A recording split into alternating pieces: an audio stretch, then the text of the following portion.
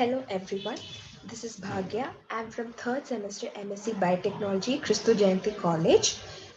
Today I'll be talking about RFLP, AFLP and RAPD, the principle, procedure and applications. This topic is taken under the guidance of Dr. Manikandan Kadirvel. First, talking about RFLP. So RFLP, it is restriction fragment like polymorphism. They help in analyzing various patterns that is obtained from the cleavage of the DNA.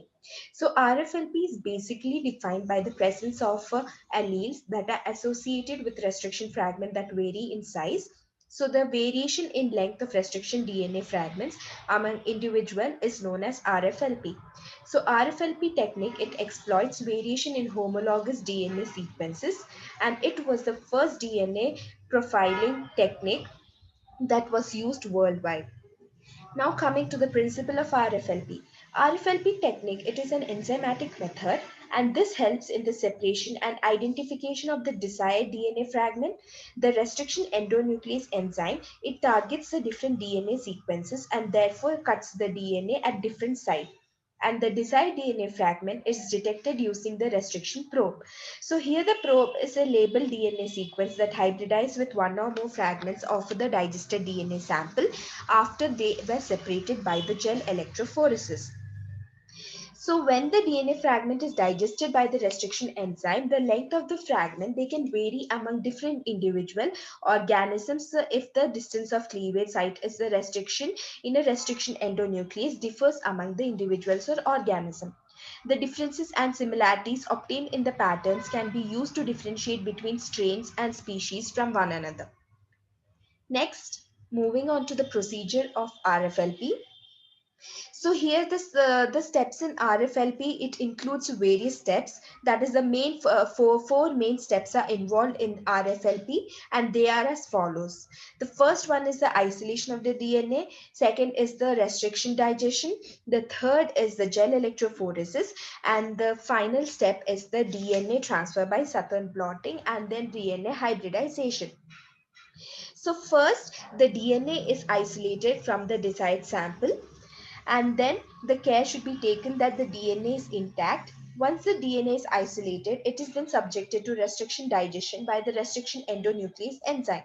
Now, the restriction enzyme, they can recognize specific site on the target DNA, and it cuts the target DNA at specific site into the fragments of various length. So now the fragments of various length that are produced along with the desired fragment, the smaller the sequence recognized, the larger number of DNA fragments can be generated. The recognition sites are usually 4 to 6 base pair in length, and the length of the fragments, they can vary. So then the digested fragments of the DNA are subjected to gel electrophoresis. The agarose gel electrophoresis is most commonly used. The fragments of DNA sample are then placed in a chamber containing electrophoretic gel and two electrodes. The DNA sample are placed in the wells of the gel surface and the power supply is switched on. Now, as the DNA is negatively charged, they migrate to the positive electrode, and the rate of migration of DNA, they usually depend on the size, charge and shape. Smaller the fragments, they migrate faster than the larger fragments, and the samples are then separated into the distinct bands on the gel. So migration of the DNA fragments, they can be monitored easily and using the dyes such as the ethidium bromide. The next step is the DNA transfer, which is done using Southern blotting. So here first the gel is denatured using the mild alkali such as NaOH, and they are placed in a tray. Now a nitrocellulose membrane is laid over this gel, and the next step is the DNA restriction fragment in the gel is transferred as single stranded onto the membrane, and all the fragments, they retain the same pattern on the membrane. Now, the final step is DNA hybridization, where the nitrocellulose membrane with the DNA fragments are exposed to the radioactively labeled chrome. Now, the hybridization takes place based on the complementarity. So, here the DNA probe is a single stranded molecule that is labeled using an isotope, and it is hybridized with the target DNA that is attached to the membrane. The DNA probe then it will bind to the fragment that is complementary to it, and finally the desired fragments are detected by continuous exposure of the hybridized probe to the X-ray. So here on continuous exposure, it appears as a black spot on the X-ray film, and the RFLP technique is done to detect differences in patterns to detect the polymorphism. So this is the procedure of RFLP. So here first the isolation of the DNA, then it is cut using the restriction enzyme, then the fragment, then it is run on a gel electrophoresis, then transferred using the Southern blotting, and the final step is DNA hybridization. Next, moving on to the applications of RFLP. So the RFLP technique, they can be used in detection of mutation, paternity test, criminal identification, etc. So it also helps in the identification and differentiation of different organisms, helps in analyzing the unique patterns of genome and genetic disease analysis. So as you can see in the slide, the applications involve the genome mapping, genetic disease analysis. They can be used in detection of mutation. RFLP is the basis of DNA fingerprinting for paternity tests, criminal identification, etc. It also helps in characterization of genetic diversity or the breeding patterns in animal population. So the advantages and disadvantages of RFLP. The advantages of RFLP is the prior sequence information is not required. It is used to estimate heterozygosity. It is used for the study of genomic DNA sequences. It is used as a genetic marker. The results are based on the genotypic characteristics. Then moving on to the disadvantages of the RFLP, the technique is slow. It requires large amount of DNA sample and low level of polymorphism in some species. The next topic is AFLP. So AFLP is an amplified length fragment polymorphism. So the AFLP, it is a PCR based technique which helps in the detection of absence or presence of the fragments. It helps in detecting polymorphism in the genome, and it can be regarded as a diagnostic fingerprinting technique that detects genomic restriction fragment. So this method can generate a large amount of marker fragments without prior knowledge about the genomic sequence. This technique widely used in the plant genetics. Then moving on to the principle of AFLP. So here this technique, that is the AFLP technique, it is based on the ligation of adapters with the genomic restriction fragment. Then this is followed by the PCR based amplification with an adapter specific primer. So the PCR products are visualized on high resolution polyacrylamide gels or automated sequences. The variation of length is analyzed, which gives us the estimation about the genetic relationship among the individuals or the variation. This technique, it requires only a small amount of DNA which is cut using two restriction enzymes, one with the average cutting frequency and another with the higher cutting frequency. Now, moving on to the procedure of AFLP. So here the AFLP, it involves, first is the isolation of genomic DNA. The second step is the ligation reaction with the restriction fragments and adapters. The third is the pre-amplification and the selective amplification. And final step is the gel electrophoresis. So here first, the isolation of the pure DNA that is free from the protein and contaminants. And after isolation of the genomic DNA, the next step is the digestion with the restriction endonuclease. So here usually a rare cutter and a frequent cutter is used. The rare cutter is EcoR1 and the frequent cutter that is used is MSC1. So the rare cutter, it identifies and cleaves the 6 base pair restriction site, and while the frequent cutter identifies and cleaves the 4 base pair restriction site. So if the quality of DNA is poor, then the restriction will not occur properly and it will give a false result. The restriction digestion is followed by adapter ligation. So here the adapters basically are double-stranded short oligonucleotide sequences of usually 14 to 20 base pair. Two different adapters are used, one that is each for EcoR1 and another for MSC1. Now these adapters of known sequence, they serve as the target for the PCR amplification in the later steps. Now the amplification is done in two steps. That is, the first phase is known as the pre-selective amplification and the second one is known as the selective amplification. So the pre-selective amplification is the first round of amplification in which few fragments are selectively amplified.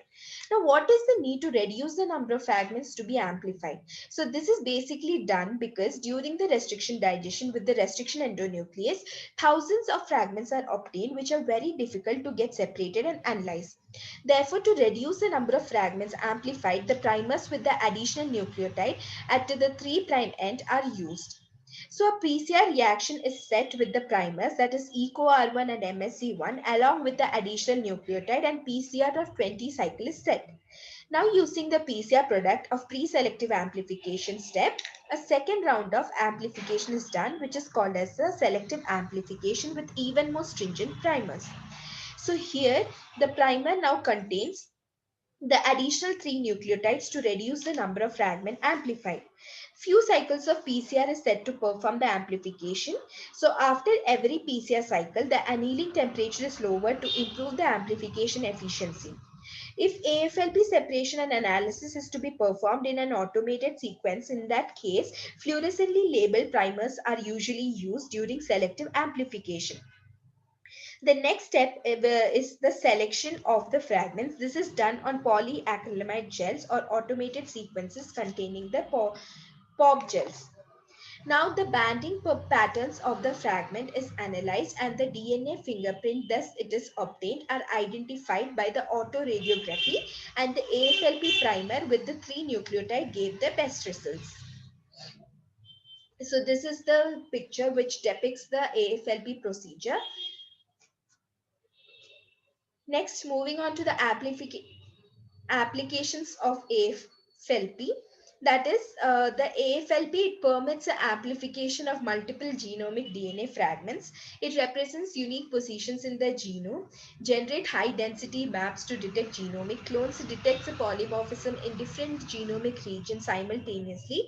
It is used in crime and paternity tests and determines a slight difference in population. So moving on to the advantage and disadvantage of AFLP. So advantage is that it requires only a small amount of DNA. It uses only 2 primers and gives reproducible result. Then high resolution is obtained because of strict PCR condition. Then coming to the disadvantage, that is it requires purified high molecular weight DNA. Strict PCR condition to be maintained. Mismatch between the template DNA and the primer can result in absence of the PCR product.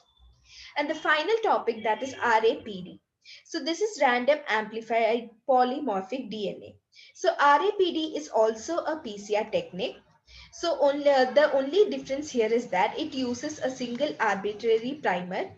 The RAPD technique procedure is it is comparable to the general PCR technique.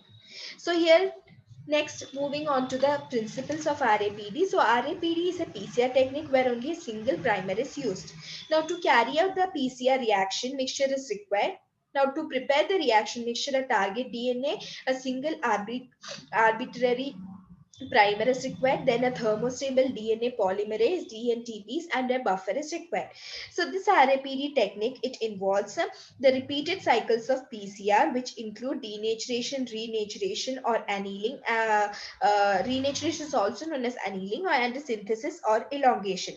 So here the entire PCR, it is repeated for about 40 to 50 cycles, which results in a huge amplification of the target DNA, and the products that results from the amplification are separated and visualized using the gel electrophoresis. Moving on to the procedure of RAPD. So procedure involves, the first step is as usual, that is the isolation of the DNA from the desired species. So that it can be 2 different samples can be taken. So then a reaction mixture is prepared, and the reaction mixture is then subjected to repeated PCR cycle. So here the steps involved in the PCR cycle are such as the denaturation, then renaturation or annealing, and synthesis or elongation. The first step is denaturation.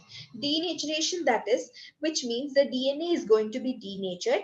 That is, this is done by applying high temperatures up to 95 degrees Celsius. And here the double stranded DNA then separate to a single stranded DNA. That is called as denaturation. Next step is the renaturation or annealing. That is, when the temperatures cool down to 55 degrees Celsius, the primer goes and then it base pairs with its complementary region, which flanks the target DNA. Now, high concentration of the primer, it ensures that the annealing between each DNA strand along with the primer takes place properly. The final step is synthesis or elongation. Here, the initiation of DNA synthesis begins at the 3' end of the primer, and the primer are extended by joining the bases which are complementary to the DNA strand. So, for this process, the temperature has to be kept optimum as required by the DNA polymerase. So, usually for the PCR reaction, Taq polymerases are used as it can withstand a temperature up to 72 degrees Celsius. So for Taq DNA polymerase, the optimum temperature is 72 degrees Celsius. The reaction then can be stopped by again raising the temperature to 95 degrees Celsius. So here, what happens is in normal practice, the PCR is carried out in an automated machine. So a single shot oligonucleotide, which is usually 9 to 10 base pairs, goes and it binds to different site in the genome, and the DNA fragments are amplified from them. So the stringency of the primer binding site, they can be increased after a few PCR cycle. This allows the amplification of the best mismatch pairs, and when amplification is finished, the DNA is then subjected to the agarose gel electrophoresis, and the amplified DNA then forms the distinct bands which can be detected using dyes such as etherium bromide. So here, the RAPD, it can be carefully designed so that it yields a genome-specific band patterns that are useful for comparative analysis. The genomic DNA from the two different individuals will produce different amplified patterns by RAPD. Thus, a particular DNA fragment which is generated for one individual may not be developed for the other individual, and this represents the genetic polymorphism which can be used as a genetic marker. Moving on to the applications of RAPD.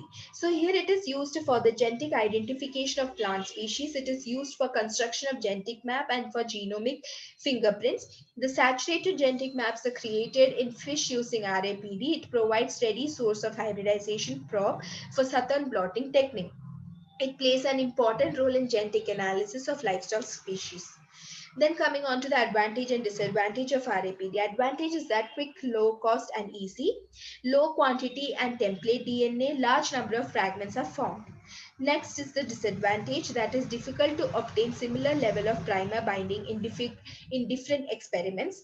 Difficult to correlate results obtained by different research groups by RAPD, and the RAPD markers are dominant. So these are my references. Thank you.